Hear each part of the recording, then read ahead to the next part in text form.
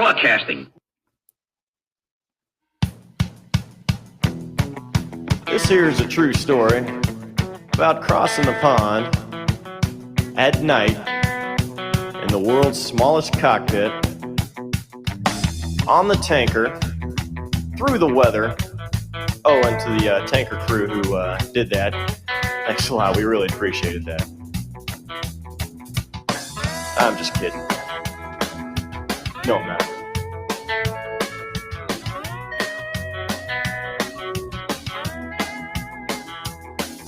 Well, there I was crossing the pond, and you could see that I wasn't exactly fond. So there I was. It was June 1968. I'm standing in a hallway. I'd been drafted, just passed my physical. Looked to the right, I could go down the hall and be inducted into the Army. Looked to the left, I could go down the hall and enlist for OCS. Became an Army aviator, flew 900 hours of combat. That's the rest of the story. Fantastic. And I can tell you there's some great aviation tales beginning just like that today. Greetings, everyone. Repeat here, coming to you from Pensacola, Florida. Where's my co-host? Hey, I'm in God's country, also known as Kearney, Missouri. Excuse me, I'm slightly out under the weather. Thank you to my bride. Yeah, and it is our pleasure to welcome Don Apache 23 Haugen to our show. Thanks, guys. Good to be here. Wonderful to have you. How is it? How is it you came to be standing in that passageway, John, and deciding whether or not to enlist, and then do what? Go fly airplanes in the Army. Cool. Well, I had been drafted. I took 5 years to get through college, and I'd been drafted in May, and they were going to induct me before I could graduate. So I was able to play a little game with them. I went to the University of Wisconsin, and I'm from La Crosse, Wisconsin. So I was eligible to go to Minneapolis to get my physical. They wanted to send me to Milwaukee, and I used that time to graduate. And, then they did draft me, and that's how I got to that hallway. It was a pretty common thing to happen. Most of the guys I was in basic and AIT with who'd gone to college had been drafted at that point. Okay. Wow. Okay. That's so it's kick in the head or jelly donut. That's what I'm hearing. Kick in the head, jelly donut. You took the jelly donut, which was OCS. Jelly donut. Yes. Yeah, I had to go to basic, and basic was kind of fun. The big remembrance I have of it is that on my first payday, they paid in cash in those days. Drill sergeant put down 4 $20 bills. I didn't know what I was going to be paid in the Army. I just knew I was in the Army and I was going to have to do all the things Army people did. Then he took one of those $20 bills back and said he was going to put it in a savings bond for me. Now, I've never seen that savings bond. I had $60 to last me the rest of the month. Oh. So it's got to be worth millions now, John. Go ask the Army for it. I tried to locate that thing, but it's been 53 years or so. Right? Weird. It was cash, and he told you he was going to take care of that for you. Interesting. Yeah. Thinking. I thought about it since then, but I didn't feel like I was in a position to question him. Right. Hey, where was that? Where were you physically located for OCS? That was this was if we're talking about did you say OCS or yeah. Oh wait. This is basic. You had to go through basic training first, and I was in Fort Dix, New Jersey. Okay. And I got a little side story about the last one about this. A friend of mine I went to college with was in Teaneck, New Jersey. And we had communicated, and he said, if they ever let you off the post, let me know, and we'll go and have some fun in downtown Manhattan. So I did get a weekend off, and I got myself a round trip bus ticket up there. I had my $60 in my pocket, and Billy said we're going to stay at his parents' house. Now I didn't really have any clothes to speak of, so I had to wear his clothes, but I did have my Army issue shoes. Didn't have any hair. I think I had, a little more hair than I have now, but not Perfect. much. And so he took me to a disco in downtown Manhattan, where it had that big ball with little chunks of mirror on it spinning Sure. around. Sure. Found myself a girl there, ordered a drink, and they came back, gave him a $20 bill, and he gave me $5 back. And I said, well, there must be some kind of a mistake here. I gave you $20. Turns out drinks were $7.50. This is in 1978. Oh, what? And I Oh, thought, that, man, I don't know what happened, but well, you're in I downtown still had a Manhattan. little of my 60 left, so Oh my I gosh. decided no more drinks for me that night. Yeah, right. Oh man, that's like today. That's got to be like 40, $50 a drink. I know. Wow. It was Stupid. kind of shocking. I tried not to let on, but I just knew that I probably wasn't going to get lucky that night. You were going to be lucky to get out with your $45. It sounds like, but Right. I don't think I did, but I had a great time, and it was nice getting off the base and doing that. nice. So anyway, I went on from there. I spent some time in Fort Polk, Louisiana, and Okay. that was AIT, Advanced Individual Training Infantry. And at Fort Polk, it was called Tigerland, and they made a Yep. movie out of it, 2000, and that's what it was like. Ran into a little something there. I'm just telling you some of these things because this is kind of what the Army was like in those days. A judge had sent some soldiers up there, or gave some guys a choice. They were gang members in Chicago, and you could either enlist in the Army or go to jail. And so they decided to enlist in the Army, and that's when I ran into them in Fort Polk. And we got in a little bit of a scuffle. And Wait a minute. They weren't automatically upstanding citizens? no, they weren't. It wasn't a big Go deal. figure. We went on a hike at a candy bar. He wanted it. I said no. And we had a little scuffle. But after that, myself and the college boys never left our barracks alone. Yeah. And so our war started early, let's say. It was a different, yeah. You're talking about a different kind of situation here. Yeah, it was Holy a different cow. Army in those days. And then I went on to officer candidate school, and we got pretty lucky there. Infantry officer candidate school.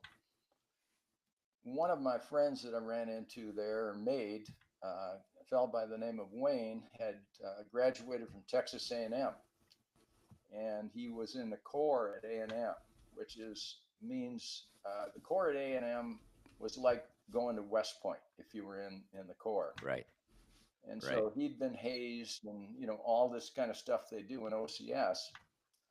And he would give us coaching on this is what they're going to do and this is what they're going to do next. And that was really helpful to us because, one of the things he told us is they think an Army officer never gets cold, never gets tired, never gets hungry. So Right. what you can expect is to get cold, tired, and hungry most of the time. Right.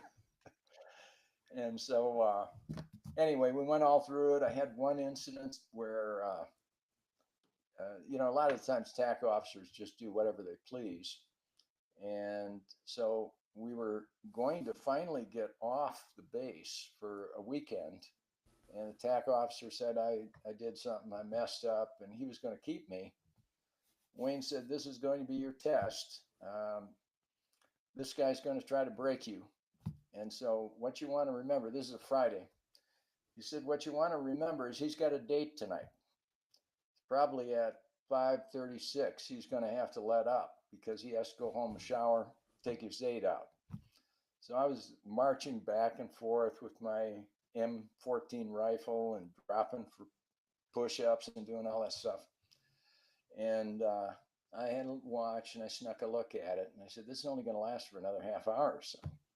Sure enough, it was raining, it was miserable.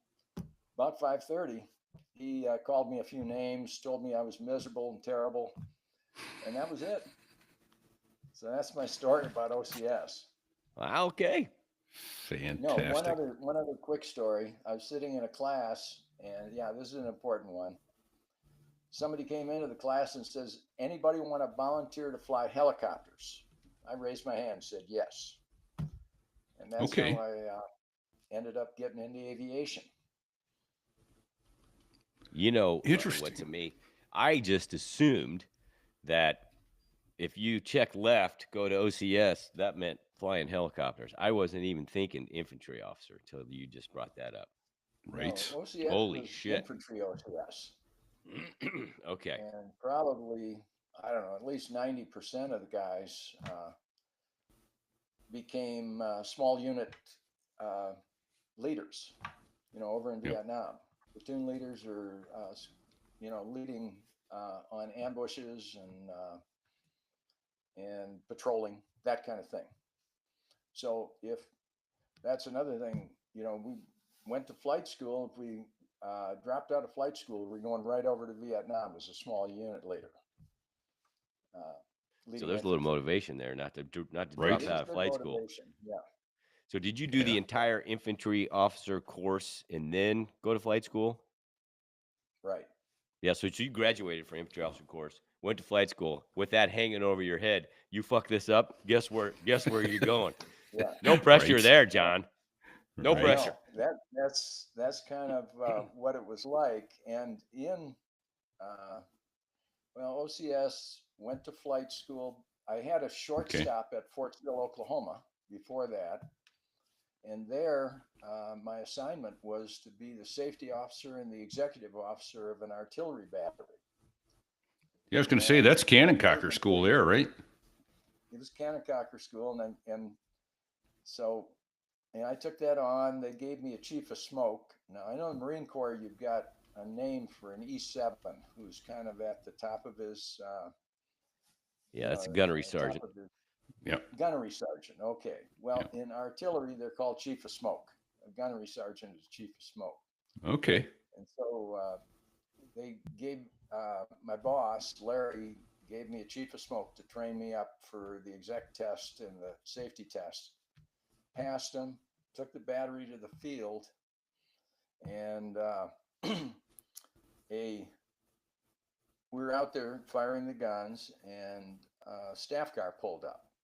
The guy got out, it was Colonel, and I reported to him, and we started talking. It turned out he was the commander of all the training at artillery training at Fort Sill. And so we're chatting, and he looks at my collar. In the Army, you wear your rank on your right side and your branch on the left side. And he looks at my collar and he says, "Are those idiot sticks?" And I said, "Yes, sir." That's what they called infantry, the cross rifles. And so anyway, we had a good little chat, and then he went away. As it turned out, there were maybe 15 of us who went from infantry OCS to Fort Sill. They put us there because it was close to Fort Walters, Texas, which is where we started primary. And I was the only one that got assigned to an artillery job. The other guys were like recreation officers. Oh my gosh. Yeah. I got a letter of commendation from this guy, and it went through my my boss's boss and my boss. And after that, I was just golden at Fort Sill. Had a great time there. Then I moved on to primary flight at Fort Walters, Texas. Okay.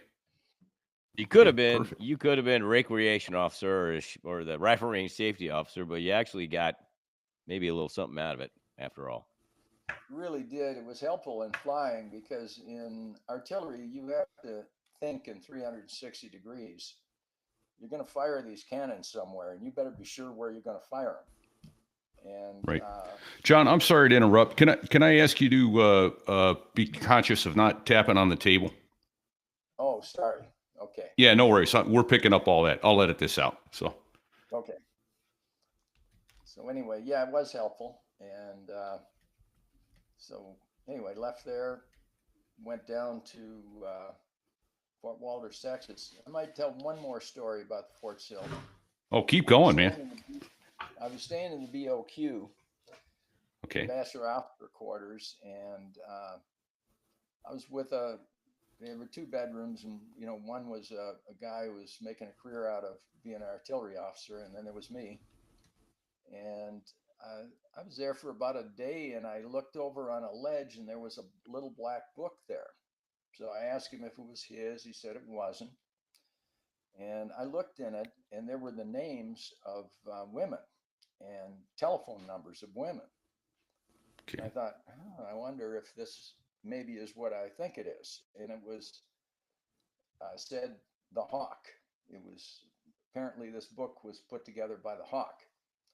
And so I called one of the women and I said, I'm a friend of the Hawk, and I just like to, I'm new in town and would like to possibly have a cup of coffee with you and, just kind of get to know my way around. And I had a couple of friends at Fort Sill that I played tennis with. And, after I found out what this was, they wanted in, of course. And so they called a couple of girls. We were able to put together kind of a composite of the Hawk so that we could sound like we were friends of him. Fantastic. And we were just cold. I don't know if you saw Officer and a Gentleman, that movie. Yeah. Yep. Oh, yeah. Aviation movie. So these were the Lawton Debs that we found. And just had a Lawton wonderful time Debs. with them. Lawton, Oklahoma. Yeah. Yeah. Oh, that's great. So That was pretty lucky. was that a passed down log that whoever was in that room before left? I don't know if it was, but to your point, Bruce, called him Bucky, one of my tennis players, wanted that book when I left, when I went to Fort Walters. And I said, okay, Bucky, here's the way it's going to work. I'm going to give you the book, and down the road, I'm going to need a favor, and you're going to give it to me, okay? So later on, much later on, now I'm on R&R in Australia, and somehow Bucky and Ken, these 2 guys, were there in Australia. No. And that's a whole nother story, but I said, Bucky, Right on. now's the time. Wait, because he had been to Hong Kong, and I was going to go to Hong Kong on R&R. I was in Australia on R&R. And I said, Bucky, I need to get hooked up in Hong Kong. And so that's how you repay this thing. And so he gave me a number of a Cathay Airlines stewardess in Hong Kong. And so I contacted her. Unfortunately, when I contacted her, she was living at home, and I got her father. Oops. And so that didn't work out for me. But anyway, he paid his debts. That's great. That is a great story. Oh, fantastic. So Love hey, that passed down log. hey, tell me this, gut. Was that book left there intentionally, or do you think it was somebody left it in a hurry and forgot it was there? I just don't know. I mean, he didn't give any direction on who he was or anything like that. And I think he might have just left it there. I'm gonna go with The it other as a guy pass in down. the other bedroom didn't want any part of it. So I just put it to good use and, gave Yeah, it to well- Bucky. And I'm not sure what he did with it after that, but he probably brought a few friends in and, That's great. so The it's- Hawk. it's good. Yeah. If you go to these bases and you're only going to be there 5 months, it's pretty tough to meet people. Well, sure it is. You need Right. a black Yeah. book. Well, yeah, you need to know some tribal knowledge. And Yeah. there it was. That was awesome. Mhm. So how far away from Lawton, Oklahoma was where you went for primary? It was maybe hour and a half. Fort Walters is in Mineral Wells, Texas, and it's not too far from the border. Maybe it was a couple-hour drive. It was pretty Okay. close. Okay. Fort Walter, Texas. So Yeah.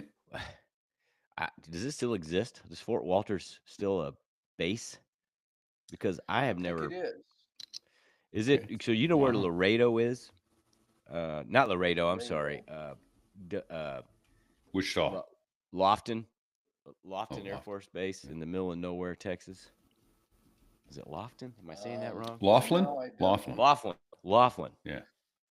If it was Yeah, right on the near border. Fort Walters is about an hour and a half west of Dallas. Okay. And there's a Yeah. town Okay. called Weatherford in between. And, it's actually Fort Worth is, kind of on the way. So, according to Wikipedia, Fort Walters, Texas was a United States military installation. So it appears to be in the former camp, the camp in the former camp, as it were. Yeah, So. I think they still have a museum there. It's Okay. sort of an Yes, Army I think I just saw that, museum. but I closed out my search page. Yeah, when we were there, one of the things we did at Fort Walters was a bunch of us got together and we decided that, see, we were commissioned officers, and Fort Walters trained on one side of it, trained warrant officers, and they had to go through what was sort of a short term like OCS and flight training. That was their routine. Oh, We were commissioned officers, so we didn't have to do any of that, and we got weekends off.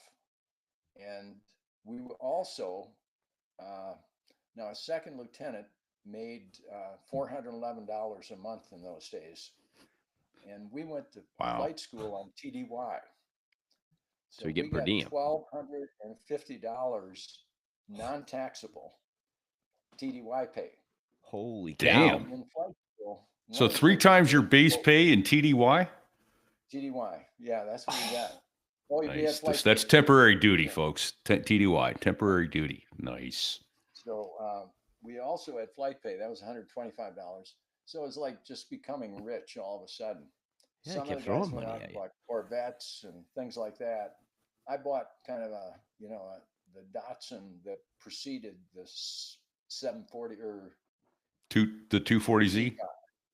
Yeah. Is it 240Z? Yeah. Yeah. Anyway, I should have bought that one, but I didn't. I bought the one before the Fair Lady.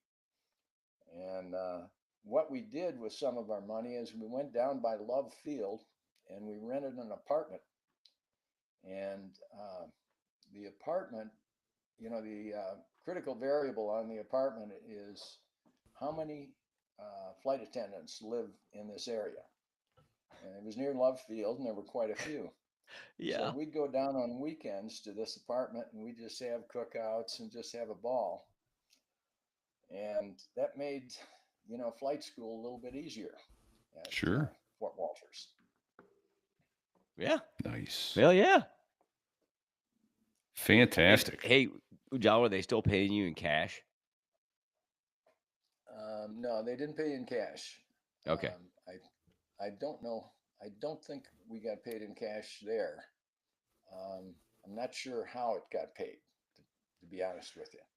Okay. Well, so how did primary flight training go for you? And what kind of aircraft were you flying? I was flying the OH-23, which is a Hiller, and it's a reciprocating engine. And it's the same kind of aircraft that you would have seen if you watched MASH. Yeah. Yeah. Okay. It's, The Raven, I things think, like wasn't it? The OH-23 was a Raven. OH-23 Raven. And it was a good aircraft. It was challenging to fly because of the reciprocating engine. And then in a helicopter, you had to control the throttle, you had to control the pedals, you had to control the cyclic, any change there, and also the trim, little Chinese hat on top of it. Any change you made, you had to make control changes in all those areas. And so it was kind of challenging. One of the things that happened to us in primary flight was the Army, the Department of the Army made a policy change. And they said to our flight school, you have to cut one guy off each stick. And a stick had 3 pilots on it and an instructor. And so, they announced that this is what we're going to do. Well. And When you say cut, you mean like we're going to do a reduction in force, and they're going to go to the infantry type thing? And send you to they're Vietnam gonna in the go infantry? wherever they go. Yeah, they're going to go wherever they go. In my case, it would have been infantry. But my stick had a guy named Frank who was the best pilot in the class. Okay, everybody knew it, and he was the best pilot in class. Oh boy. And the other guy on the stick was a guy who'd been to Vietnam. He was a captain. I was a second lieutenant, and he was going to make a career out of the Army. It was obvious he was an Army guy that was going to be a career. And I'm guessing the instructor wasn't up for being cut. Well, I said, I had studied pretty hard, and I continued to, and I said, man, this is going to be like really tough to be the guy that survives here. It's going to be me or the captain. And it was me. I don't know why, but I made it through that. And then, Good on you.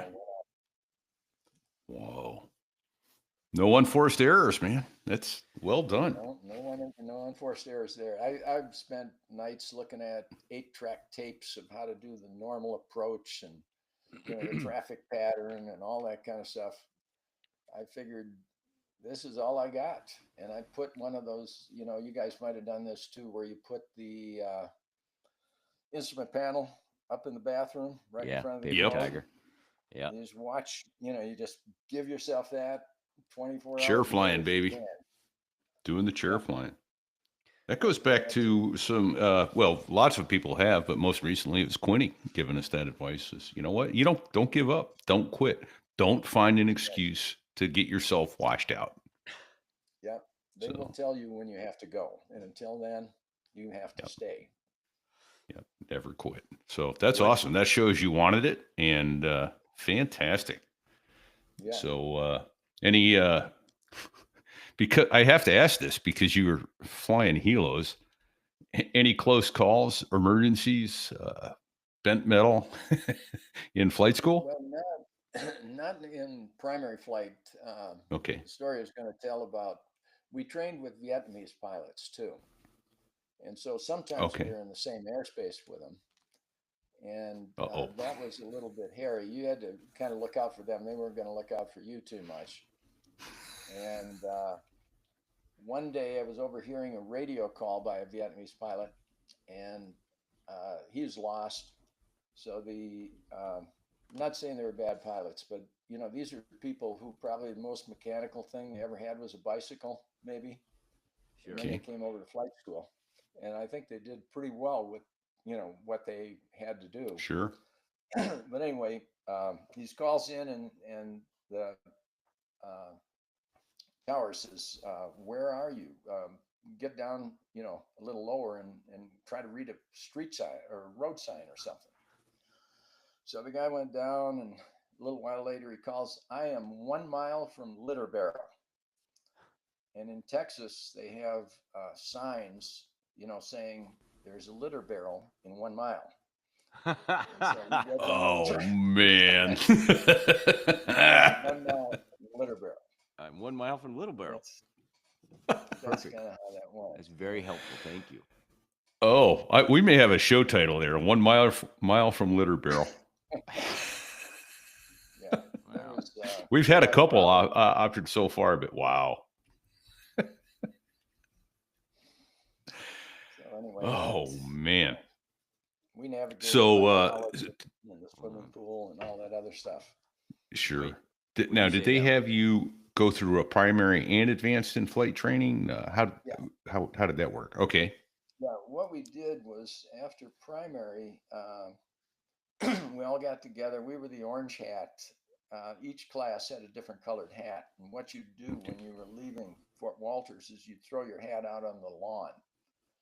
And typically the new guys were coming in. And that was kind of cool to see. These guys are all done with primary. They're going down to Fort Rucker, Alabama. Okay. Which was by Enterprise, Alabama. And that's where we did advanced. we learned, what we learned in primary was how to fly the helicopter, how to land to a pinnacle, how to do an auto rotation, and I don't know, just a little bit of navigation and that kind of thing. Okay. And then down at Fort Rucker, we flew the OH-13, which had instruments in it. And then we graduated to a Huey after that.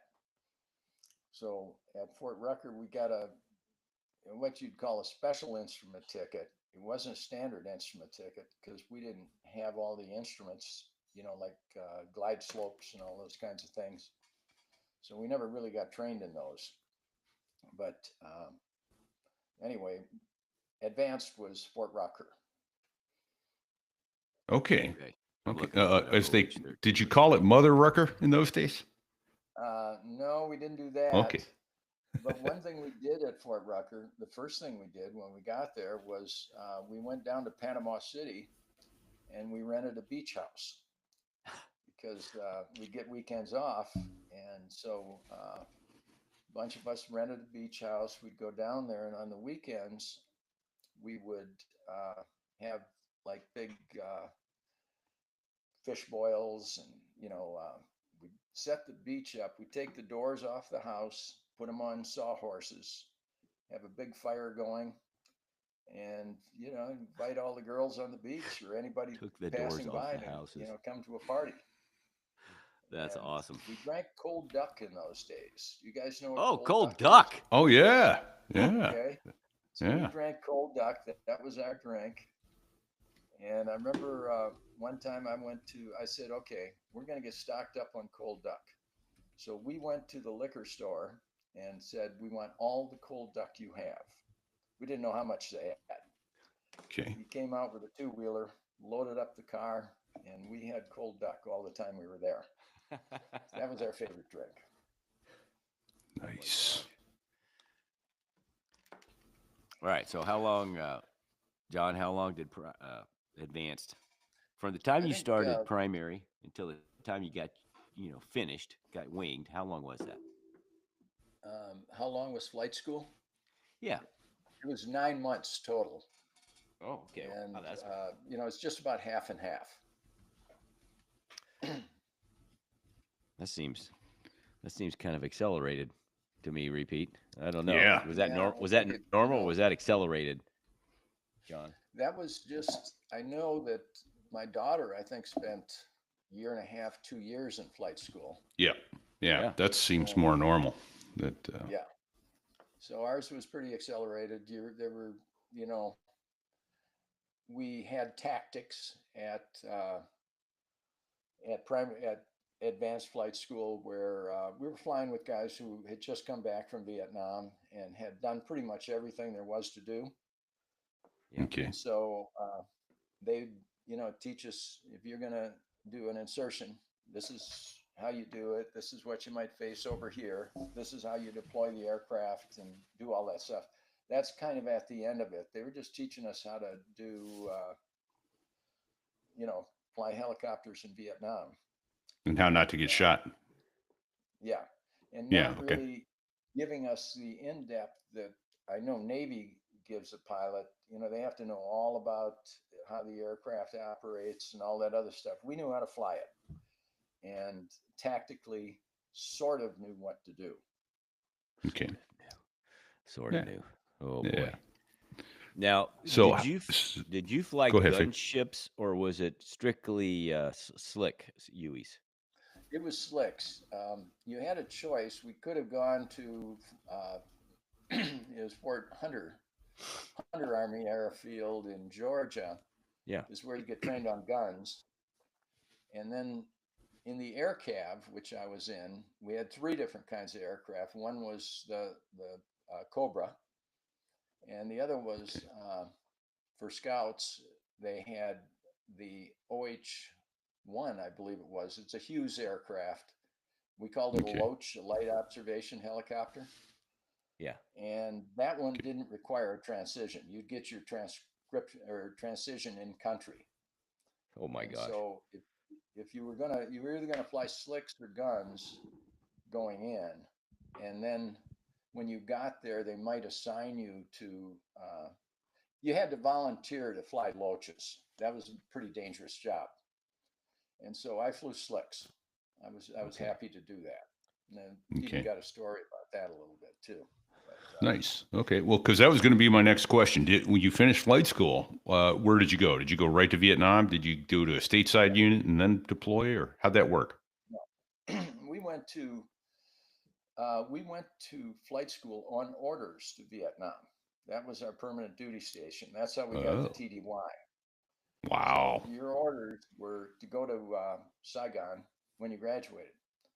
So you got a little leave. We had a party before we left. On the way out, this is to get on the airplane in San Francisco and go over there. We'd partied the night before, so I was kind of tired and fell asleep on the airplane. The stewardess woke me up and said, "Captain wants to see you." Okay. So I went up into the cockpit and he said, "Sit over there." And this was the first officer, or I don't know if they had a navigator or what it was, but anyway, sit over there in that chair. You had access to radios and everything. And his son was a helicopter pilot in Vietnam.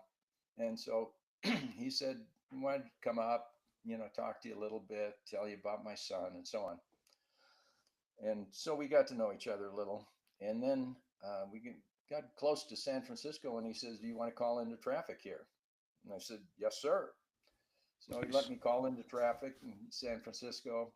I didn't do it all the way down, but that was a lot of fun. And, kind of made me feel like, hey, this is going to be a big deal, Yeah. So you Yeah. get ready for this. Jeez. Man. So Okay. San Francisco, and then from there, did they civilian transport you into Saigon, or was it on military transport? Yeah, we landed at Tan Son Nhut, which was a big Air Force base. Okay. And from there, we I went down to Cam Mau, which was where you got assigned to your unit. So we didn't spend much time, maybe one night up in the Saigon area, and then went down to a place on the Mekong River, which was one of the little larger cities there. And that's a little story too about how I got assigned to well, what we did was there was a bunch of pilots there in sort of a Quonset hut type thing, and we were all standing around, and my friend Wayne and I went outside, smoke a cigarette or something like that, and he was the guy that had gone to A&M, and Okay.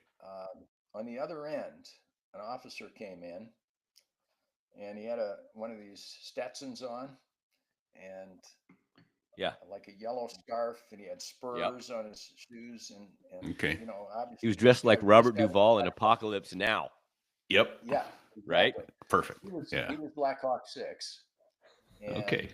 he was going to tell everybody where they were, which unit they were assigned to, and so on. And so I was going to go in. I mean, here comes the boss, and I'm going to go in there. And Wayne said, "No, just wait a minute. This guy looks like he might be a little trouble." Now, we were both first lieutenants at the time, and most of these guys were warrant officers. So we stayed outside, and he started talking to people. And almost the first thing he did is he started to try to sell Loaches to him, to fly scouts. Oh shit. And this is the most exciting job and all this other stuff. Wayne said, "Just hold on." They always wanted commission officers to fly scouts if they could get them, because they were a little older and maybe their judgment was a little better and so on. And it was a volunteer thing. And so he said, "Does anybody want to volunteer?" And it was obvious he was looking for us. He was like looking for somebody who wasn't there. You could kind of tell, we could have a little bit of an eyeball on them. And so a couple guys raised their hand, volunteered, Okay, he had his scouts, and we came in. We apologized, sir. We were, outside. We didn't know you were here. Okay, good. So we dodged the first bullet there. Yeah, we wouldn't have. Nice. It would have been hard to say no to him, and we had both decided we just were going to be real happy with Huey's, and Yeah. we really didn't want to fly scouts. I don't know if you guys knows what their missions were, but No. No, I was going to get you to get into that for us. okay. Well, the 'cause- missions that we got assigned to the 7th, the 1st Air Cav in Vinlong, and we were a basically assault helicopter. We weren't an assault helicopter company. That was a little bit different, but all we flew was combat assault. We didn't fly what they call ash and trash, where you deliver supplies anywhere. We didn't do any of that. Okay. So we had 3 aircraft, and we'd get intelligence the night before.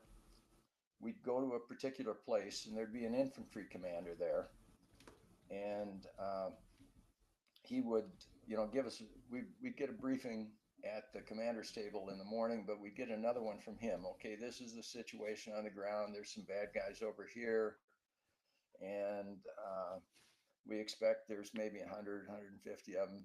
Some kind of an estimate. And so we're going to get started. And what we do is our scouts would go out, and they'd fly kind of low and slow over the area that the enemy was supposed to be in. No. And they would find the enemy typically by being shot at. Yeah. And then they'd make a couple of turns. Now they were covered by Cobras. So when Okay. the enemy shot at them, the Cobras now be able to, kind of find their target. But the scouts would move around again, and they're trying to find out, this is a big tree line. These guys are here to here. Okay.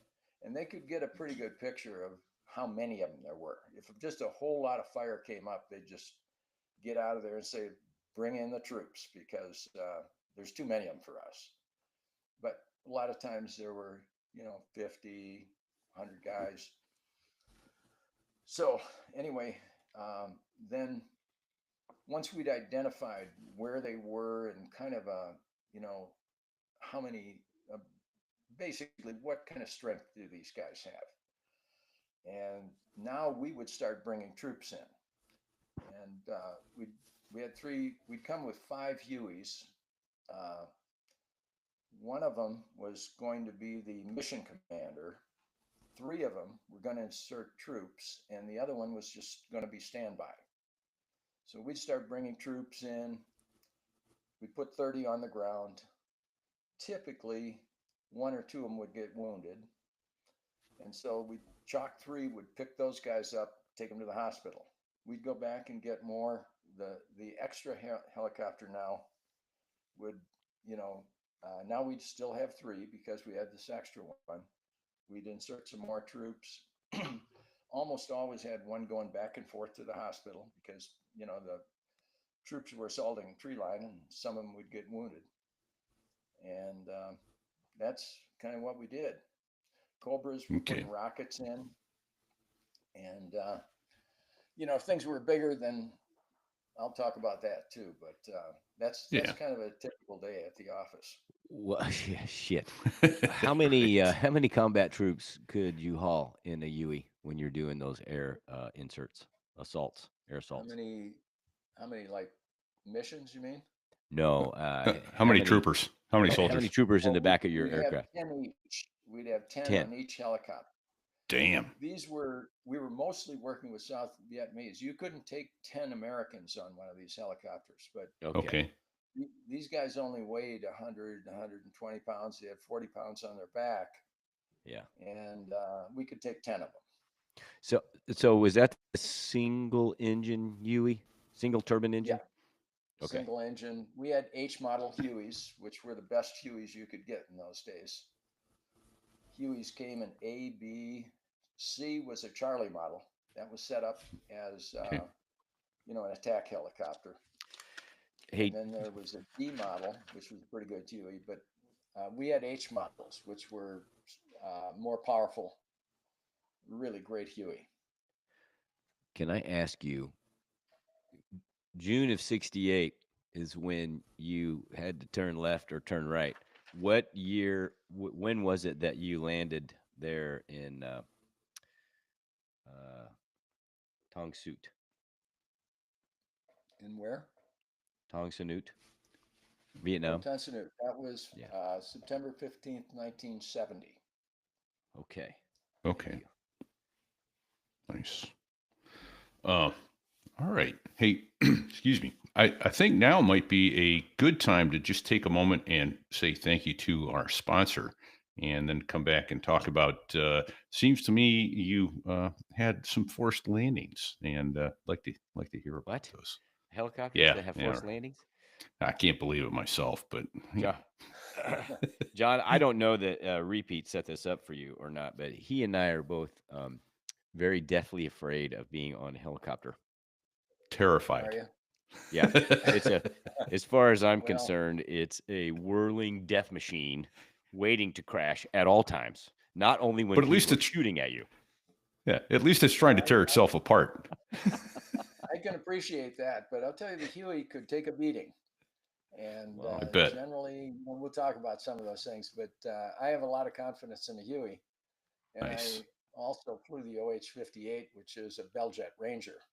Yeah. Those are both pretty good helicopters, but Oh, I yeah, didn't want to yeah. fly Cobras because Cobras are were a maintenance or maintenance headache as far as I was Okay. concerned. Okay. All right. Here we Well, go. can't All wait to right. hear Well, about let's listen to Robbie hear about Robbie Walling and HSI Wealth Strategies, and we'll come back and talk about that. Sounds good. So there I was, staring at my retirement account, thinking, man, I should have talked to Robbie Walling at HSI Wealth Strategies about 20 years ago. Oh, I had a budget, a spreadsheet, a dream, but in reality, that's not enough, Fig. Repeat. I've known Robbie for over a decade, and let me tell you, the guy's as solid as they come. In addition to HSI Wealth Strategies, he's an Air National Guard pilot. He's an aircraft commander in a C-130. He's sharp as a tack, and he gets us.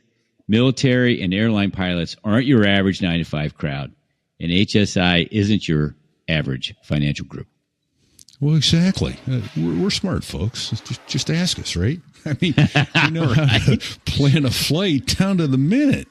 But planning a 30-year retirement, well, that's a whole different airspace there, man. And HSI knows how to navigate that. On average, their clients end up with, get this, $1.5 million more than folks going it alone. Not because you're doing anything wrong, but because HSI knows strategies that most of us were never taught. It's not about working harder. It's about working smarter. How many times have we heard that over our career, right? And yet we insist on not doing it so much to ourselves, right? But here's the Right. kicker. Look, right? It's not what you save. It's what you keep. Okay? Right? I mean, think about it. Between taxes and timing and the unexpected, because that never happens, you can lose altitude fast without the right plan. I wish I'd known that when I started out. But Right. This is your chance to avoid the common pitfalls that you just don't think about without a solid financial planning background. Right. I mean, you wouldn't fly a long haul flight without a fuel plan, right? Right? Yeah. I mean, you should know that. So Yeah. why approach retirement that way? Because we're basically talking about kind of the same thing. Yeah. I talked to a guy, he's one of my peers, who has put money in all the right places, but had no idea that he was setting himself up for like a tax meltdown down the road. Smart guy. He just didn't have the right map. Yeah, right. I mean, Uncle Sam has long fingers that reach way down into your pockets when you least expect it. Right? Right. So let the professionals at HSI do what they Dude. do best so you can keep flying safely into retirement. Yeah. Don't be a moron. Call Robbie at 214-538-7030. That's 214-JET-7030. Or email him, robert.walling@nm.com. That's robert.walling, WALLING, at novembermike.com. Look, don't wait until your final approach to start thinking about retirement. Do it now. Your future self will thank you. Trust us. Don't be that guy. Don't do it. Call Robbie. So there I was, thinking about the gift of flight and how powerful it could be if we shared it. Imagine helping a child reach the doctor who can save her life. Imagine being the reason a wounded veteran gets to the care he desperately needs. Imagine knowing that when disaster strikes, you have the power to deliver food, water, and hope when every second counts. Since 2010, PAL's Skyhope has provided over 35,000 free flights, each one a lifeline, and every single one flown by pilots who decided to step up and make a difference. Pilots just like you. If you have your IFR rating, 350 hours pilot in command in a single engine aircraft, and access to a plane, you already have everything it takes to change lives. And even if you're still building time, you can step up as a co-pilot or mission assistant because every seat matters. It starts with one flight, one decision, one life changed forever. That's right. Learn more at palsflight.org or call 888-818-1231. That's 888-818-1231 and find out now how you can become part of something bigger. PAL's Skyhope, because when you lift others, you lift yourself. Fantastic. Okay. So we are recording on a new system today, folks. So bear with us if I goober some of this. I'm going to try and switch us to video recording. I think we may be able to do that. And it offers me the choice to do so, but it isn't going that way. So we're stuck with audio only this week. Oh, I was going to say, you're brave halfway through switching formats. Yeah. Holy shit. Well, yeah, it is what it is. I've been called a lot of things, but cautious is not one of them. So, and speaking of being cautious, that's what it takes is a lot of caution to fly combat helicopters in Vietnam. How'd that work out for you, John? Throw caution to the wind. Let's hear this. Yeah, I can't wait for this. Let me ask it this way. Hold on. I've muted you. Yeah, let me unmute you. Do you recall your first combat mission and how terrifying was that?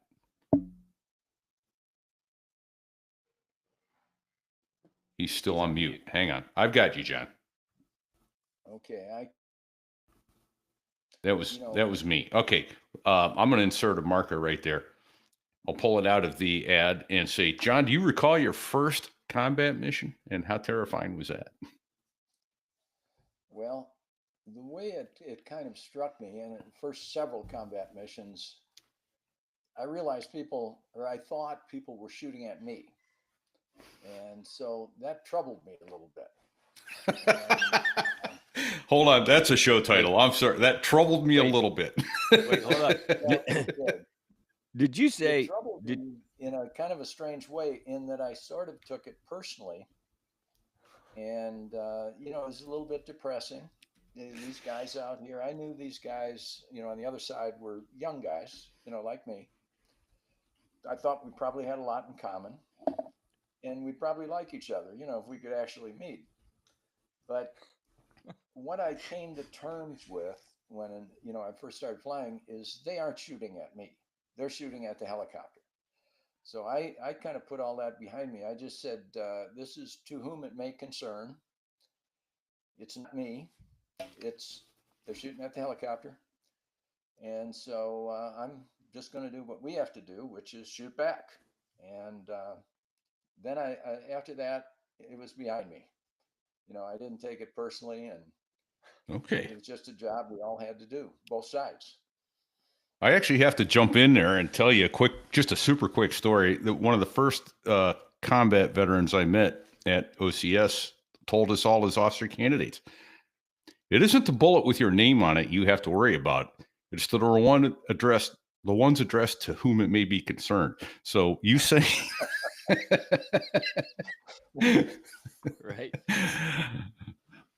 You had to worry about those. Line, when you're being shot at by tracers, it's only one of three. Right. There's a lot more lead flying through the air. In between. Oh man. So all right. Well, I'm gonna refrain from asking questions. I'm gonna let you go, then I'll come back. Yeah, let's hear more. Oh, let me see. I know you and I, Pete, talked about, having combat damage sometimes, Right. which you're bound to have happened. I had it, I was forced to land a few times. Um, One time I got my throttle linkage shot out, and I really couldn't control the engine speed. I wasn't sure what was going to happen to the engine speed, so I felt like I should land the aircraft. And we were in air cav operation, so there were other helicopters around, and there were Cobras around and everything. We landed, and I landed in a place that I thought was safely away from trouble. And it was a kind of a muddy rice paddy. And so we set it down. We weren't too worried. I told, the flight that I need somebody to come over and pick us up. And I told the door gunner, I said, why don't you set up a machine gun and just aim it at that tree line over there? It was probably 1,500 feet away or so. So, I felt like we were pretty safe. And he said, if something happens, then you can start shooting at if there's a guy over there, you can shoot at him. And so we're waiting for the helicopter to come in, and a mortar round comes in short of us. Ooh. Oh shit, that was fast. Mud all over the place. And so I just said to the guy, I said, throw your machine gun in the airplane and run that way about 50 meters. Everybody get out of here. And fortunately, we had a Cobra saw the round come in and put some rockets on that location. So they didn't get another mortar round off. But we did get out of there and get picked up, and everything was good. And we didn't lose the aircraft either. We were able to, I think they slung it out that night and, fixed it up. Wow. But that was one situation. Another one was, let me see. So- Yeah, we took some bullets in the fuel cell, and whole place smelled like JP4. And I had one of them hit me in the heel. It didn't hurt me, but it was like a bullet was spinning on the metal plate there, and I wasn't sure if it was an incendiary or not. So I stamped it out, like you would a cigarette butt. Yeah. And I felt like I better land because I didn't know, you could get a spark or something could happen. So that one we landed and got away from pretty successfully. And third one I'll tell you about. We took a round. It was just a great shot by somebody. It pierced a hydraulic tube. Just cut it right in half. And Cut a hydraulic line right in half. Pardon me? Cut a hydraulic line right in half. Yeah, we had tube. We had a hydraulic tube. Just I don't know what is it, about a half inch or something. Bullet went right through it, and so we lost our hydraulics. And in a helicopter, I don't know what that's like in a jet or something, but in a helicopter, that's kind of a big problem.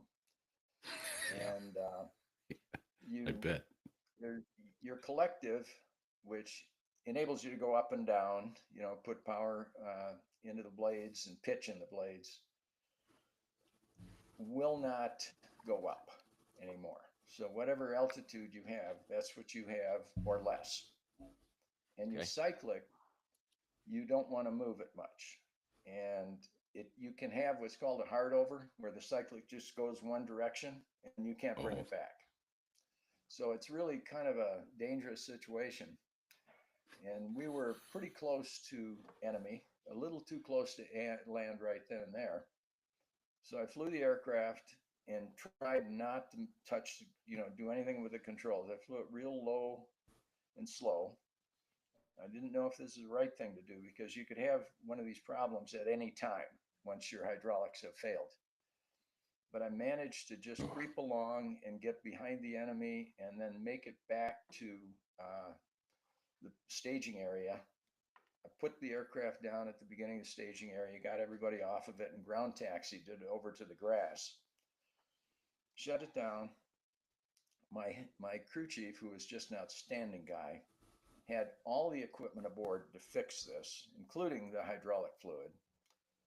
So I decided, my day is kind of over here. Maybe I'm just going to go out and get some sun. So I got on top of the helicopter. We had these two-piece Nomex flight suits. So I took my shirt off. I was going to get a little suntan. And a little while later, this kind of spit-shined aircraft came into where we were. And the crew chief said, "I think this guy's looking for you." Okay. So I quick put my top on and my cap on, and I went out. He landed in the middle of the tarmac there, and I reported to him. And it turned out it was Delta 6, who was commanded all the aviation assets in the Delta. And he's a great officer. He was out in the field a lot, and he'd been picking up on all the things that happened.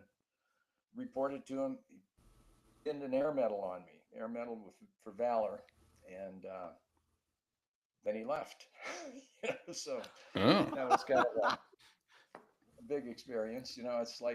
It's called an impact award, and if it's given to you in the field, it's kind of a big deal. My only regret was, that's at that picture is at a awards ceremony we had, and that's my call sign there, Apache 23. Apache 23, there it is. Okay. But anyway, Okay. I figured out how to put a picture up, but my regret about that whole thing is I wish I would have asked the Delta 6 to give a medal to my crew chief for being so well prepared, because we were back in the field that afternoon flying combat assaults again. Took the airplane home. So that's pretty good when your crew chief can do that kind of repairs. those guys are amazing. They really are. Did you fly? Did you fly hard crews? Same people every time, most of the time. I had my same crew chief and my same helicopter. Once, I'd been there a while. I was an aircraft commander, and we'd have a different door gunner, but we had the same crew chief. And another word about my crew chief, my helicopter could be equipped on any given day with a 50 cal on one side, M60 machine gun on the other side, or a minigun. This guy could rig a minigun and a 50 cal on a Huey. And I was the only one I knew who could fly with those kind of weapons, because just nobody else knew how to rig them and do all the other stuff. It's pretty cool in a Huey. Yeah, Right. that is cool. I don't think I've ever seen a Huey with a 50 caliber door gun. Yeah. Any pictures or anything? And, put the ammunition on. It had a tray and all that to get it there. And he'd say, "This is what we're going with today, sir." Great. And the 50 was really good for busting bunkers. If you had guys bunkered up with 50, you'll do a job on that. That was a fun gun to fire. I remember firing the 50 at TBS.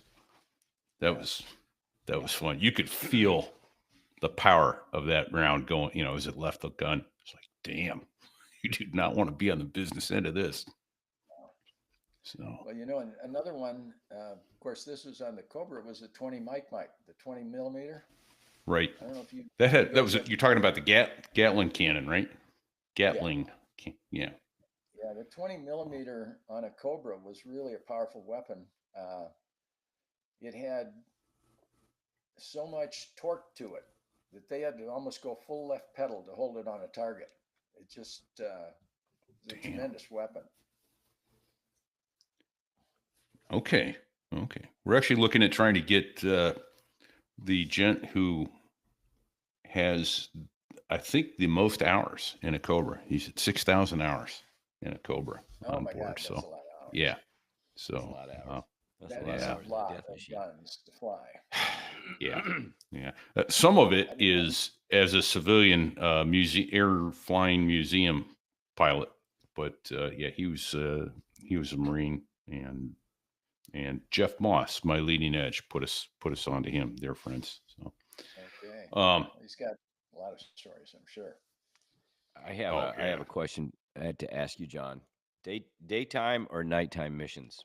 Mostly daytime. Oh, yeah. Yeah, that's a good question. We had, I'll tell you about a couple nighttime missions. Mostly we flew in the day. The way we would work would be, we get an early wake up, depending on how far we had to go, 4:35 in the morning. Chow hall was always open for us. We, anytime we flew, there'd be hot food, either when we came back or when we left. But so normal mission, you'd get down to the AO, the area of operation, maybe, I don't know, 7:30 in the morning, meet with the infantry command, set everything up, fly, as long as it took. But Route 4:35 in the afternoon, we were going to knock off because we get an aircraft shot down or something and it's going to get dark. We're going to have a lot of trouble dealing with that. Sure. So we didn't, those kinds of missions, we didn't want to be getting up against dark, as anything can happen. But we did fly. The other thing is, we did our own medevacing of our own troops, but troops get shot at night too, and they need to be medevaced. That was the job of Dust Off. Dust Off did that. And I really came to appreciate what they did.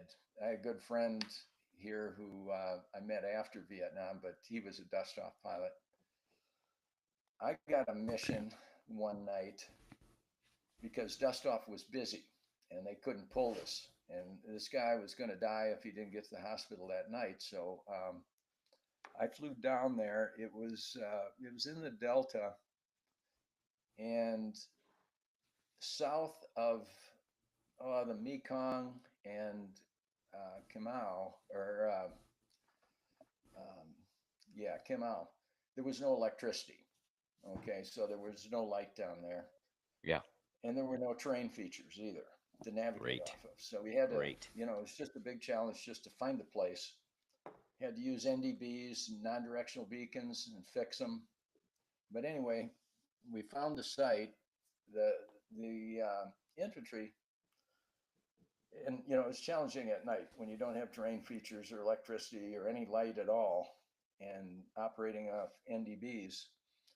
The infantry had an NDB, but it was kind of weak, and you had to almost be on top of the site before you could get beacon passage. So, in flight school, I've been trained. I made friends with one of the instructors, and he showed me how to do a graveyard spiral. And so, when I came up to the objective, I was talking to the ground commander, and he says, "Okay, have you got my NDB?" "Yeah, I'm pretty close to it." I said, "Okay, here's what I'm going to do. I'm going to do 3 spirals, and I'm going to land right on top of your guy." They had a guy on the ground with a flashlight, and they were still in contact with the enemy. They were on one side of this opening, and he was on the other. The friendlies were on the other. So came over it, and I told my pilot when we had beacon passage, I said, "I want you to turn on." We were traveling without lights, and I said, "I want you to turn on all the lights, not anti-collision light, the running lights, and then I want you to turn them off." So he turned them on, and tracer fire comes up. Okay. And he said, "Where are we going to land?" And I said, "In the middle of it, right down there." Okay. So we put it into, we're at 2,500 feet. This is how the maneuver goes. Put it into a 30-degree bank, and you're going to make 3 revolutions. The third one, you're going to land on the objective. And so on the first one, all the tracer fire comes up, but we're not there anymore. We put the lights on, turn them off, and now we're in a turn, 30-degree turn, 2,500 feet per minute descent. Come around to the objective again, turn the lights on again, turn them off. A bunch of fire comes up. And on the third one, we roll out, and we're gonna land on this guy who's got a flashlight. And I didn't want to turn my landing light on because it was dark. That's and like a lead magnet, isn't it? that would be kind of a beacon to shoot at. Yeah. But eventually, Yeah. I'm coming in on the guy, and I said, "Well, I don't want to land on him." We told him, we're going to land right on top of you, and get out of the way of skids if we screw up. But I had to hit the landing light, and the thing about this maneuver is you're going fast enough that you've got a lot of torque in when you hit the ground. Okay. Now, I told him I want that pack there. I want you to put him on that aircraft immediately when we hit the ground, because we're not going to be there long. Okay. And so landed there. Fortunately, didn't land on the guy with the flashlight. They had the wounded. They put him on. We still had probably 30 or 40 pounds of torque in this aircraft. It jumped off the ground, and I had to take a hard left turn because there was a machine gun right there. And if you've ever been close to a machine gun with all those tracers and stuff, it just is like a flood of light in front of me. Took a hard left turn, got my tail to the enemy, and zigzagged a little, but we still had so much power on, we were out of range just like that. We were out of there. Nice. And I don't even think we took a hit on the whole thing. And we just were able to get him out, take him to the hospital, and we didn't even talk about it after that. The chow hall was still open for us. We got some food, just went to bed. It's just Get in, get out, and get some sliders. yeah. So wow. That was a night mission. And another one we flew, and this one was over a period of time, was in Cambodia. We, at the time, it was probably in 71 when this took place. Phnom Penh, Cambodia was under siege. And so we needed to guide barges up the Mekong River from the Vietnamese border up to Phnom Penh. It was about an hour flight, but it took, a lot longer with taking people up the river. And about halfway up was a city called Nic Loam, which was the ferry site. If you wanted to cross the Mekong between the Vietnamese border and Phnom Penh, there weren't any bridges. And the only way you could get across really is on a ferry. And so this is kind of an important place. Okay. And we would get attacked every time we took this thing up. It was usually about midnight or so, we left, and we'd get attacked. And we had infantry on the barges, and they shoot back and all this stuff. But it seemed like we were getting attacked, kind of in the same area each time. So Wayne and I, this fellow I've mentioned a couple of times, we had 2 helicopters and a couple of Cobras to execute this thing. We'd leapfrog our way up to Phnom Penh. And we sat down with the guys at the little base nearby, and we said, we think we know what's happening here. We think these guys have got a tributary that comes in, and they have these little boats on this tributary, and we think they're bunkered up on the shore. And so, they fire at us, they get in their bunkers, and we can't, all we've got is small arms, and we do have some RPGs, but you have to hit the bunker, solidly. And so I said, I think we need some TAC air. And we couldn't order TAC air ourselves, but these guys could. And so I said, why don't we do this? The next time we get a barge up, get us some TAC air with maybe 250-pound bombs, and have them up high. We'll give them the coordinates, and we'll have them, we'll see if we can kind of end this thing. And so this is, another night mission going up there. And sure enough, we get attacked. Well, we've got some TAC air up there. And I asked for some NAPE too, because I wanted to put some nape down on the tributary to burn their boats up so they couldn't escape. And so the guys come in, they drop their bombs and did a good job. If you need a bomb put on a particular spot, call the Air Force because those guys can do it. But Hey. Hold on a second. But anyway, Hold on just a second. They called us and they said, and we've got a bonus for you. We brought Puff. So they had, you guys know who Puff was? You talking about the AC-130? Puff was a C-130 that had, Gatling guns on it. Yeah. And so they another terrifying machine you don't want to be on the business end of. They put the nape strike in on the tributary, dropped the bombs on that area that they had the bunkers in, and then Puff batted cleanup on the area. And so we went up, we made it to Phnom Penh, and we did a few more missions. Never got attacked again. Weird. Never got attacked. Just went up. Oh. Strange. So Phnom Penh did not fall on my watch. Excellent work, sir. Excellent work. Good Lord. Right. Oh, fantastic. Wow. Let's see. There were a couple others I wanted to ask about. Oh, I know. You also had to go help round up. I'm assuming it was NVA POWs that had escaped. But you talked about a prison camp break that you guys went and helped clean up on. That's kind of a fun story. Like a lot of these stories have a lot to do with bombs and all this other stuff. But this one, we got called to go to a place called Fuqua Island, which is about 35 miles off.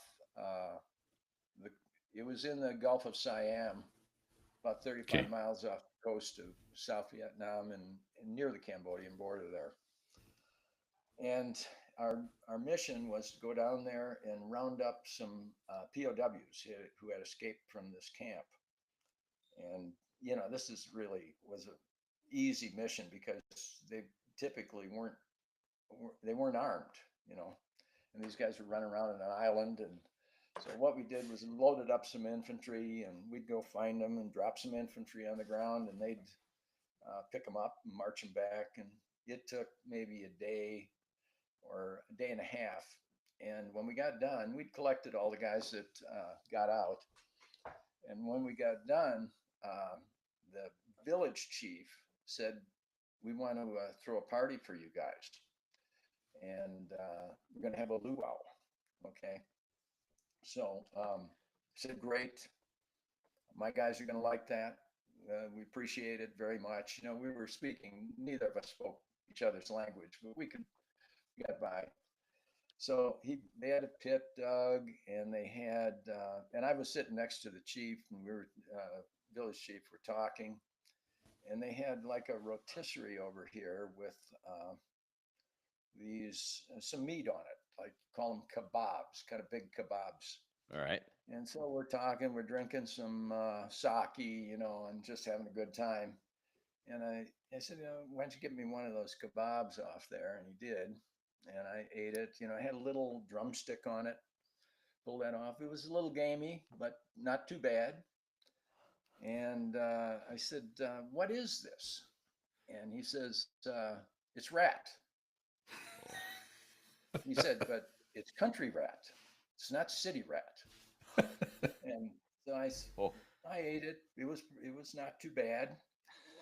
And I didn't tell the other guys what it was, But anyway, yeah, we had, it was a good time. It was a really fun time that night. But it was rat, but it was country rat. Well, so, makes it all better. And yeah, well, so it's not eating nasty shit, eating natural things. Eat city rat. Yeah. City rat's probably not good ever. No. Wow. Oh man. And you also did some operating with some of the special forces guys.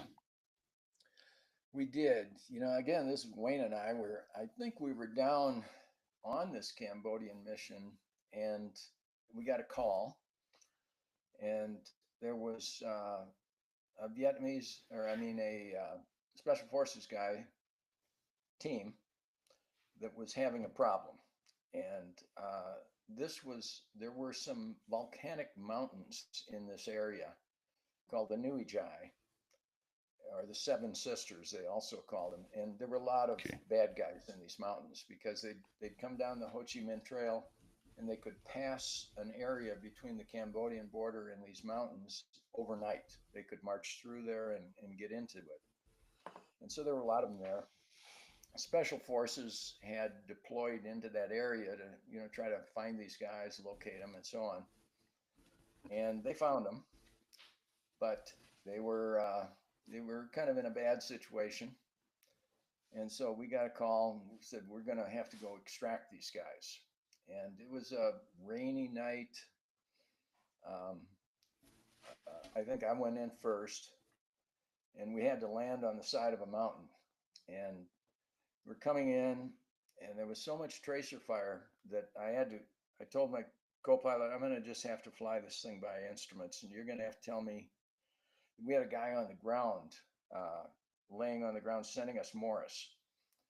And the good news about it is that U and D are just, it's 2 dots and a dash and 2 dots. Okay. And so he didn't need to know. My co-pilot didn't know Morse too well.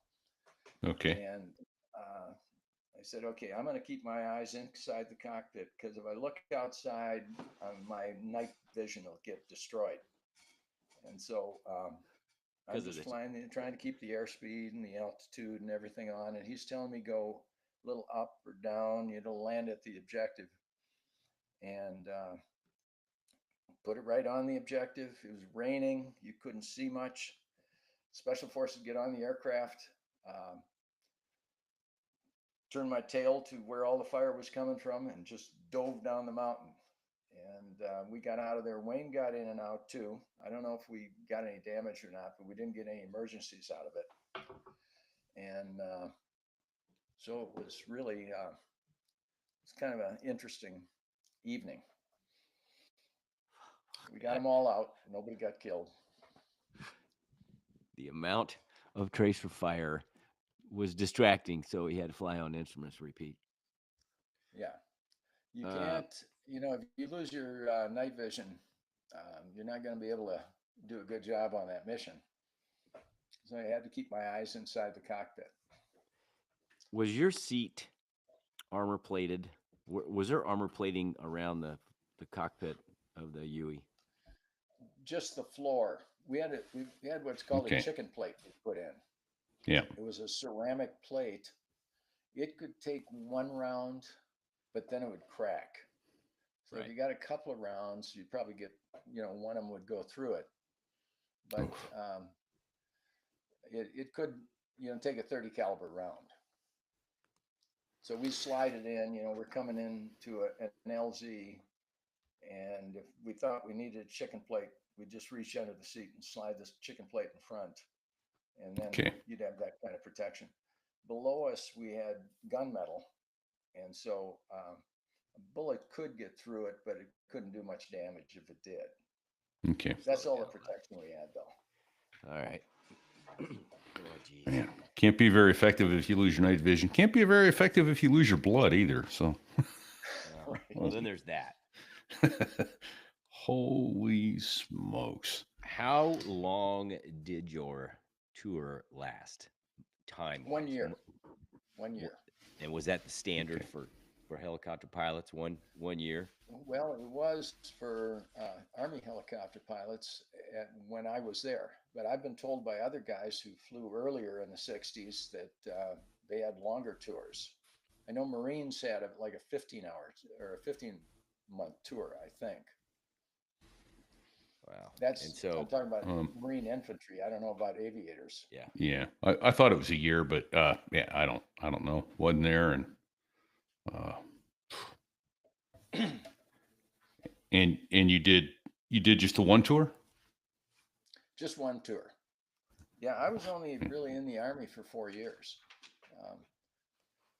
went Okay. to all that training, flew over in Vietnam, and then I came back 1 year at Fort Carson in Colorado Springs. Okay. And then I wrote a letter to the Army and said, I've enjoyed serving and so on. But, I knew at the time, this is 71, this is actually 71 going into 72, that they were way overstocked with people like me. Okay. And my roommate, Wayne, who I've mentioned a couple of times, Yeah. was a cattle rancher in Dalhart, Texas. And he wanted to get back on the ranch. So he wrote a letter to Department of the Army when he was in Vietnam. And he said, I need to get back to the ranch and so on. We had a 5-year obligation after flight school. Okay. And they set it up. They said, when you get off the plane in San Francisco, you're out of the Army. Wow. And Oh. so you could get out of the Army in those days. And I had written a letter when I was at Fort Carson, and I was commanding infantry at the time, and I had my infantry in the field, and we had tents, and all that kind of thing. And I was walking around the company area, and a guy comes in a Jeep, and he says, "I'm looking for Captain Haugen." And I said, "I'm Captain Haugen." He says, "Get in. You're out of the Army." So I signed a couple of papers, and I was out of the Army. Wow, that was that, huh? Yeah. Wow. So 900, Okay. 900 hours in combat, and that's in 1 year. That's a lot of In a flying. year. That's a lot of flying. How many hours a day? How many hours a day average? It all were you? depended. The longest day I ever spent was 15 hours, and that was a big deal because we discovered way more people than we thought, and so we were having. Delta 6 had called me. He was in the air and said, "What do you need?" And I got TAC Air, and I said, "I need some black ponies." You guys familiar with black ponies? No. They're OB-10s that. Oh, okay. Navy The Bronco. OB-10s. Yeah. We used All to right. mark targets with those guys. Okay. And we had Nice. OB-10s marking targets. We had TAC Air dropping bombs, and they told me the next day there were like 2,000 people there that we were attacking. Oh, wow. We didn't know that at the time. We just knew that we couldn't have overwhelming force. We just couldn't bring the troops. And so that was the other thing that Delta 6 brought was an assault helicopter company with 30 helicopters. And so we made the final insertion that we were part of with ours plus 30. So we're putting about 330 guys on the ground at that point.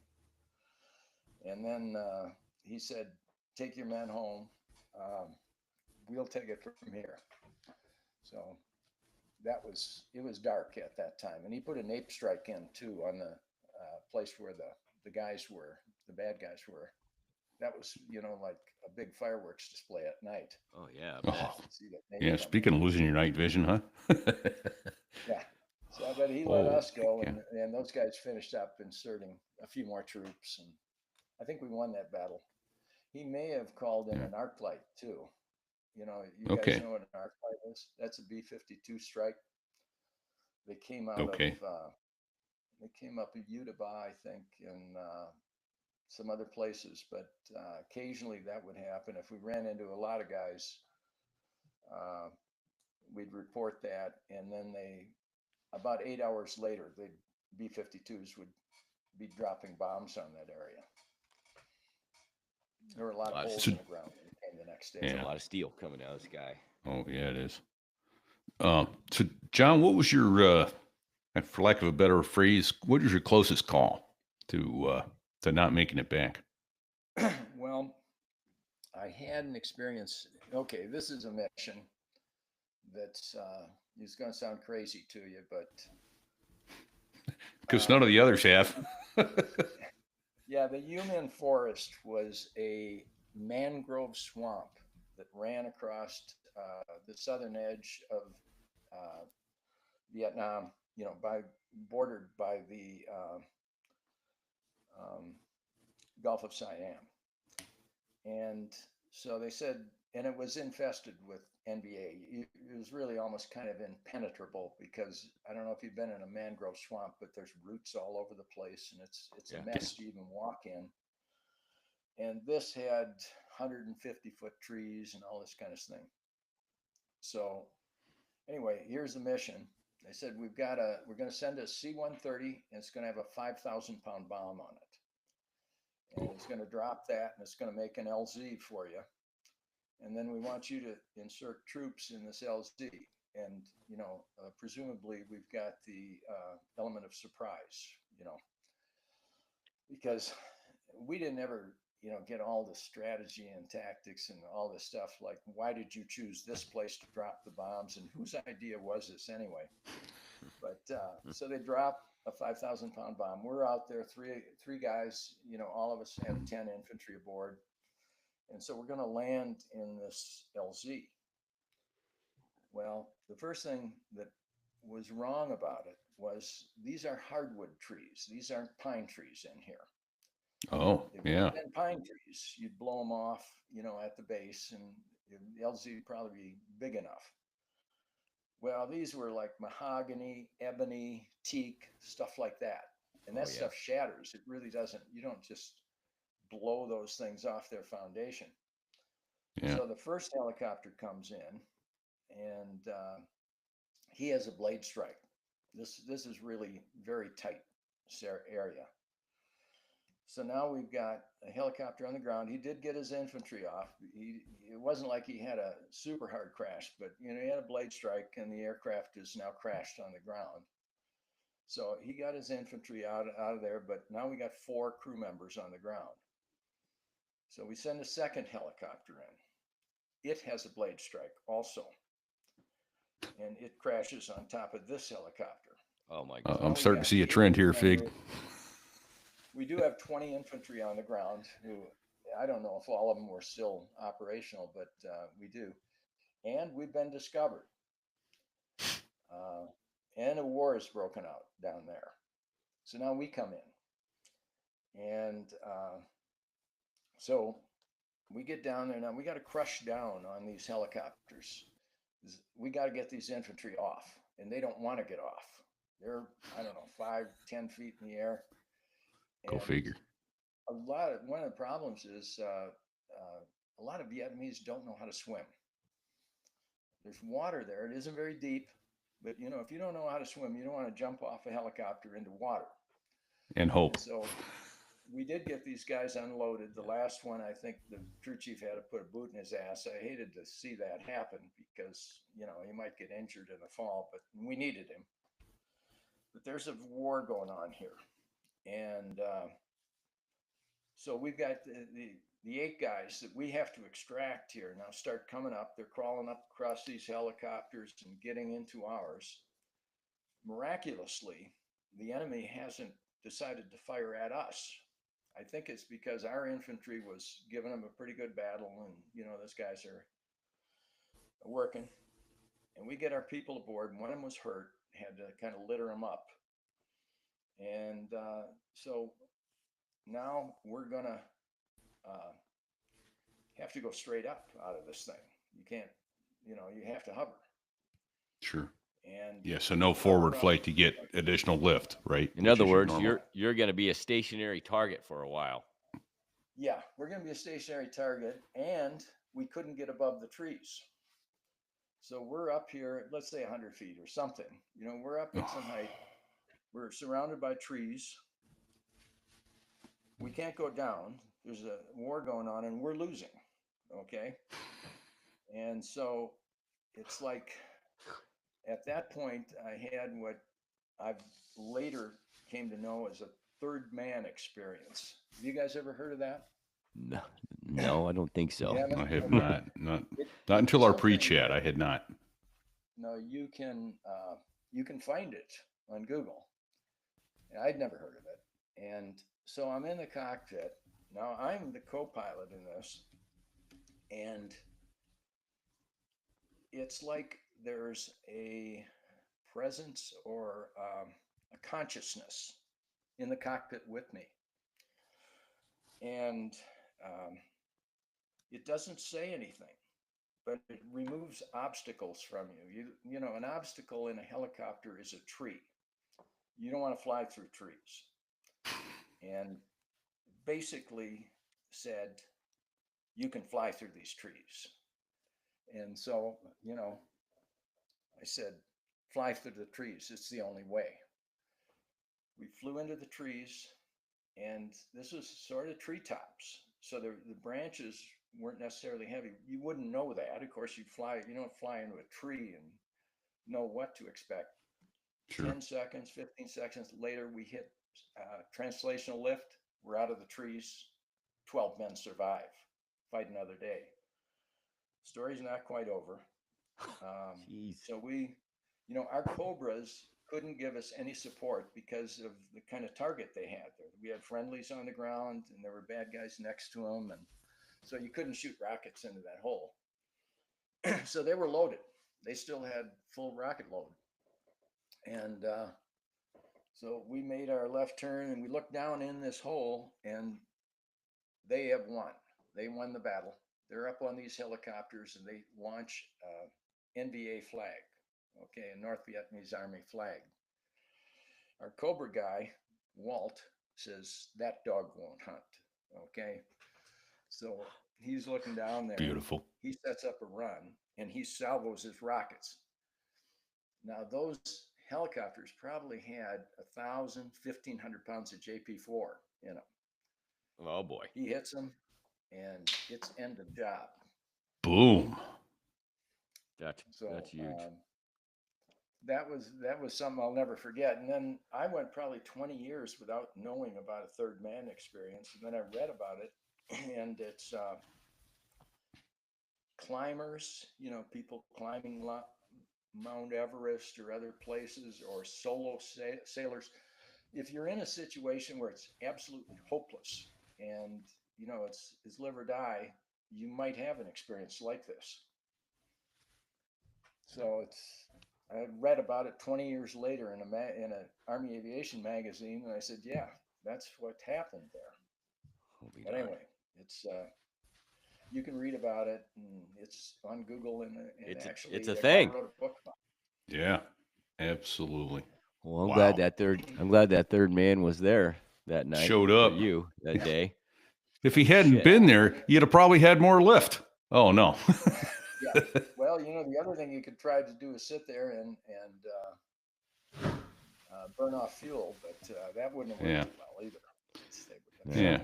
Well, I hate to do this. I just got an alert that said you're not being recorded, John, and it went away, and I don't know if if it was temporary or not. So I think this is probably a good place to land the airplane, and we'll come back here momentarily and do your extra.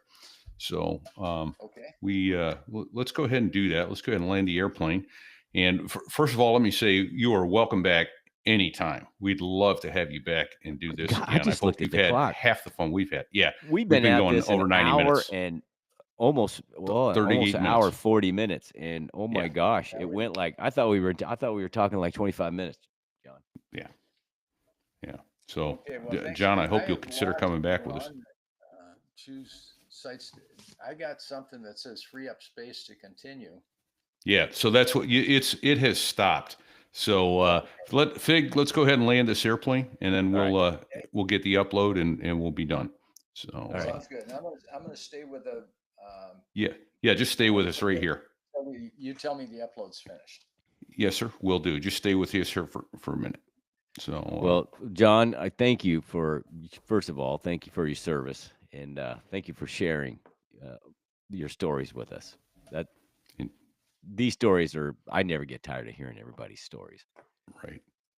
Fig, we had no idea what we were getting ourselves into when we started this show, and the gravity of these stories, they've been amazing. And I just feel so privileged to be kind of the vessel that brings these stories forward. So we also need to say a couple quick thank yous to some other people, Dave Hamilton and Sadie over at Backbeat Media, online at backbeatmedia.com. They handle our advertising. Thank you very much for all you do for us. Thanks to Bago and Sticks, who's normally in the background doing some magic for us. I don't know. I don't think either one of them are here today, are they? Sticks is here, but he's silent. With our new format, recording format, we're going to have to find another way to get him into the role. So, or Bago. Thanks to Bago and Sticks. Absolutely. They're huge help with the show. For us. Yep. Thanks to Badass over at bdsaviationphotography.com for letting us use his amazing shots on so many shows. That guy isn't a photographer, he's an artiste. bdsaviationphotography.com. Yeah, he really is. Really is an artist. Thanks to our advertisers who sponsored us today. Absolutely. Robert.Walling at nm.com. Give him a call. Don't be a moron. Call Robbie. Do it now. And look, thank you so much to the Patreon pilots and the direct supporters who reach out and support us. I am going to take just a quick second here and look, because my brain, I'm brain dead, and it's not coming out. Hang on. Fig, I CC'd you on the email yesterday. I'm going to have to edit this brief portion out. I'm going to find it. I'm damned if I'm not going to mention this gent's name, who became a tanker aircraft commander just yesterday. Let me look in the set. Also, well, there's part of it there. Yeah. Now, I'm going to find it. There it is. Nick Sokoli, who became a tanker aircraft commander yesterday, and his dad was a Vietnam era. I believe he said helicopter pilot. I don't have the email in front of me. But he unfortunately lost his pop about 3 years ago, about the time this show started. And he says he loves listening to us, feels like he's talking to his dad's friends when he hears these stories. So, yeah. So we're deeply humbled by that. So thank you, Nick. And thank you, everybody who's lost all sense of financial responsibility and give money to us. Keep this show going. Right. Let's see. What else do we have? We got, hey, how about a 5-star rating, please? So there was .us/rate. Go on and give us 5 stars. Not 4, not 3. If you can't give us 5, tell us what we need to do to upgrade it to 5, because we're trainable. Yeah. For the most part. Right? Send an email to Fig. It's fig@sothereIwas.us. Repeat sothereIwas.us. If you want a really good answer to any question you have, send it to sticks@sothereIwas.us or bago@sothereIwas.us. Exactly. Hey, it's coming up on bikini season. It's beautiful and warm down here in Florida. So go on over to sothereIwas.us/merch and get yourself a nice beach towel. Or, I don't know, what else could you wear on the beach? There you go. Wear a So There I Was bikini while you're laying on your So There I Was beach towel. That would be a great combo. Almost be like camouflage. Fantastic. Yeah. And, we haven't mentioned it in a while. We've got a glossary, sothereIwas.us/glossary. In case we mentioned anything that you didn't get today, shoot us a note and we'll get it up and into the glossary. And I think that's really my ears. That's really loud. A couple other folks. Well, that's the Dos Gringos that make the Air Force sound good. Air Force F-16 pilots, who, by the way, are going to be in concert June 7th in Denver at Flight Co. to raise money to bring an F-16 to the museum at the old Lowry Field. I don't know what it's called, but I'm going to try to go. I'm going to try and make it myself. And there's also the Pima Air Museum is getting a VMA 231 Harrier on Friday, June 13th. What could go wrong, Fig? What could go wrong with that operation? Right? Asking for a friend. Just saying. Yeah. Yeah. Flying a Harrier on Friday the 13th for its last flight ever. No, I don't see anything bad coming from that. Nope. No, nothing. Nope. Ship shape. All good. So, hey, until next week, everyone, stay safe and don't sit on the collective. Oh, don't sit on the collective.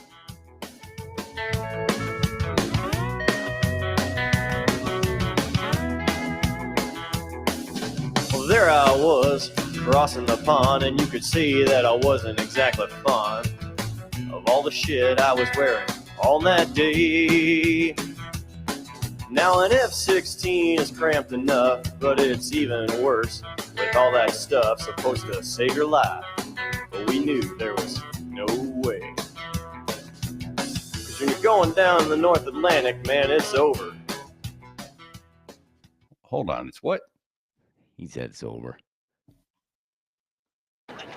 Where the hell have you been, soldier? Training, sir! Training, sir! What kind of training, son? Army training, sir! Army training, sir! Oh boy. We are out. Boom.